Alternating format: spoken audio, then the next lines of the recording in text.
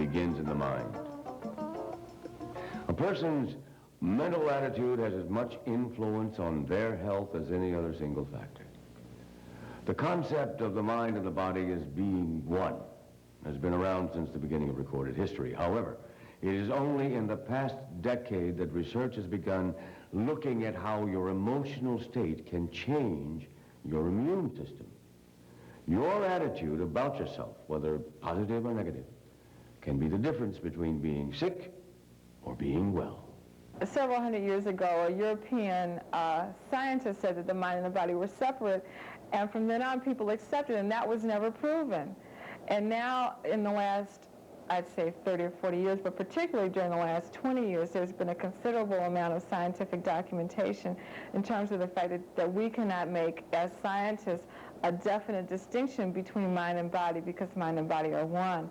And that's been known throughout the rest of the world since the beginning of recorded history. Everyone else from ancient Africans to contemporary Chinese, Native Americans, Orientals, and others have looked at the mind and body as one. So we know that that's true. It's just that the Western perspective has been very different and very skewed in comparison to the rest of the world. Once we get away from the passivity of giving our bodies over to authorities who determine whether we're sick or well, what we should do, and then begin to take charge and understand what our needs are, how we feel, and monitor that, get real in touch with yourself. Once that happens, I think we're in a position of moving forward with the whole attitude change. If, for example, I think I am a bad guy, when I eat, I also eat the same feeling. Then my chemicals in my body digest the same way. If I think I am angry, then my body digests angrily. If I am sad, sadly.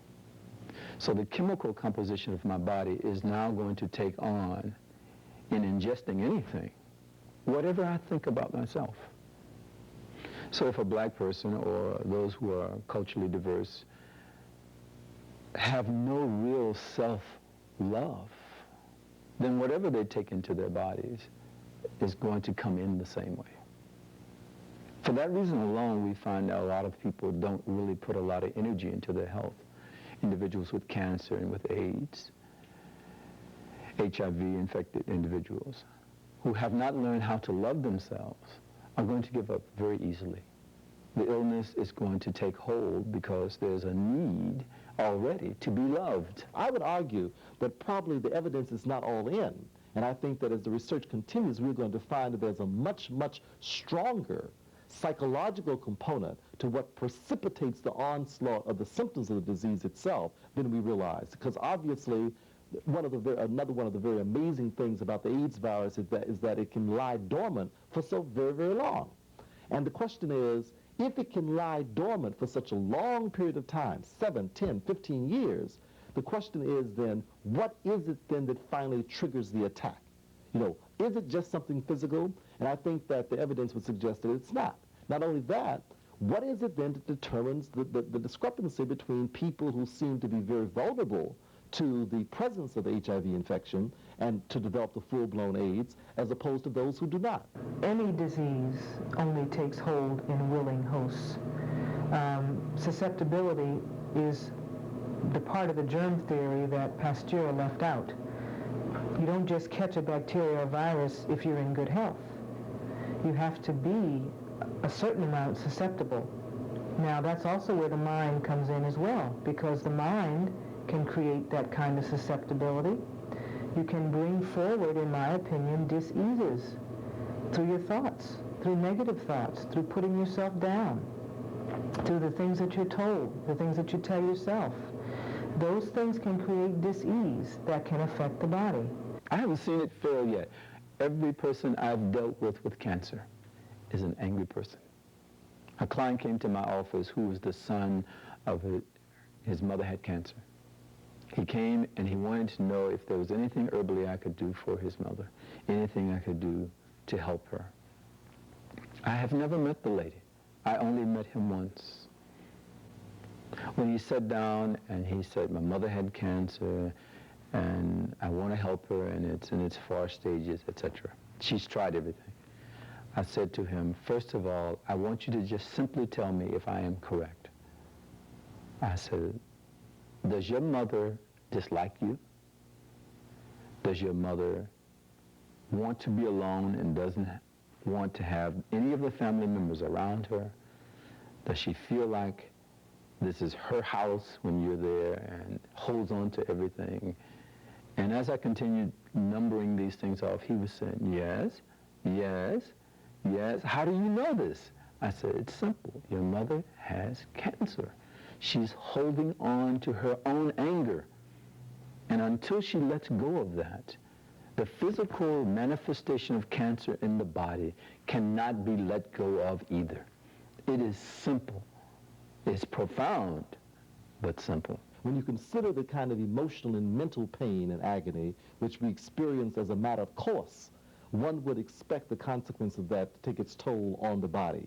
And so the physical health and the physical health problems that we have as a people, I think, can very clearly be connected with the psychological, mental, and emotional state that we are in as a people. Recently, there's been a lot of evidence in terms of scientific documentation of how the mind impacts upon the body.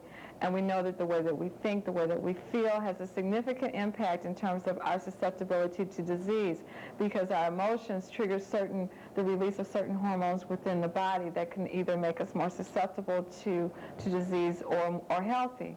There's one little story, if I can get it in, about an individual who was 8 years old. He had cancer. They told him that he would not live for 6 months. But a doctor began to look at this young boy and say to him, there must be a reason for what you're going through.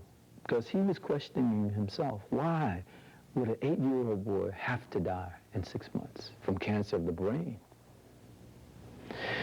So he took the little boy and he talked to him. He said, what is it that you have? And the little boy said, I don't know. And so the doctor said to him, well, tell me in your own words, what is it that you have? And the little boy said, I don't know, I guess it's a monster. So the doctor says, oh, it's a monster. He said, what does he look like? And the boy said, I don't know. So he said, well, draw him out for me. So the little boy drew the monster. He said to him, he said, there's the monster, but where are you? He said, I'm over here. He drew himself very small. The monster was very big. So he looked at the drawing and recognized exactly what that meant. So he said to the little boy, for the rest of this week, this month, I want you to keep drawing the monster and keep drawing yourself every night, but start drawing the monster smaller and drawing yourself bigger. And at first the little boy continued to draw the monster big, but eventually he started feeling good about himself. And each night he would draw the monster, show it to his father, and the process was to take it and put it under his pillow and go to sleep. He did this for about 3 weeks. Then one night he drew the monster very, very small and drew himself very, very big. Showed it to his father and his Spirituality. Spirituality.